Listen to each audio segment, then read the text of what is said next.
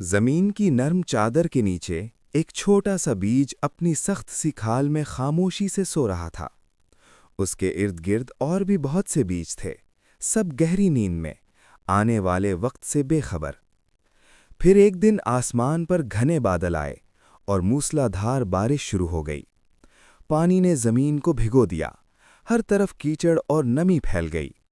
دھیرے دھیرے بیج گلنے لگے، ایک ایک کر کے خاموشی سے ختم ہوتے گئے۔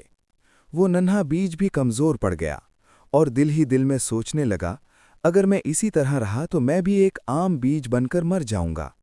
نہیں، میں یوں ختم نہیں ہونا چاہتا، میں جینا چاہتا ہوں، میں کچھ اور بننا چاہتا ہوں۔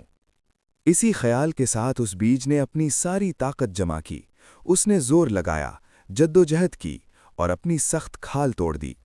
درد ناقابل برداشت تھا، مگر اسی لمحے وہ دوبارہ پیدا ہو گیا۔ زمین سے ایک ننھا سا سبز انکور باہر آیا، وہی بارش جو پہلے دشمن تھی اب اس کی مددگار بن گئی، اور وہی مٹی جو اسے دبا رہی تھی اب اسے سہارا دینے لگی۔ دن گزرتے گئے اور وہ انکور ایک مضبوط پودے میں بدل گیا۔ ایک دن پودے نے آسمان کی طرف دیکھا اور سوچا، کیا بس یہی میری حد ہے؟ کیا اب مجھے رک جانا چاہیے؟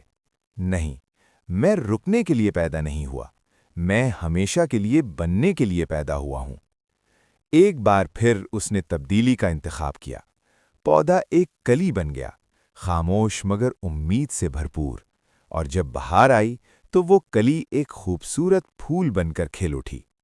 اس کی خوشبو دور دور تک پھیل گئی، مکھیاں اور تتلیاں اس کی طرف کھینچی چلی آئیں۔ جلد ہی نئے بیج ہر طرف اگنے لگے، اور ہر بیج میں اس پہلے بیج کی ہمت زندہ تھی۔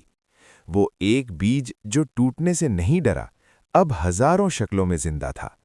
یہی ہے اصل کامیابی، تبدیلی کے ذریعے امر ہونا۔ یاد رکھو، تبدیلی انجام نہیں ہوتی، بلکہ شروعات ہوتی ہے۔ جب زندگی تمہیں دفن کرے تو سمجھ لینا تم اگنے والے ہو۔ ہر وہ طوفان جو تمہیں توڑنے آئے، وہی تمہیں اوپر اٹھاتا ہے۔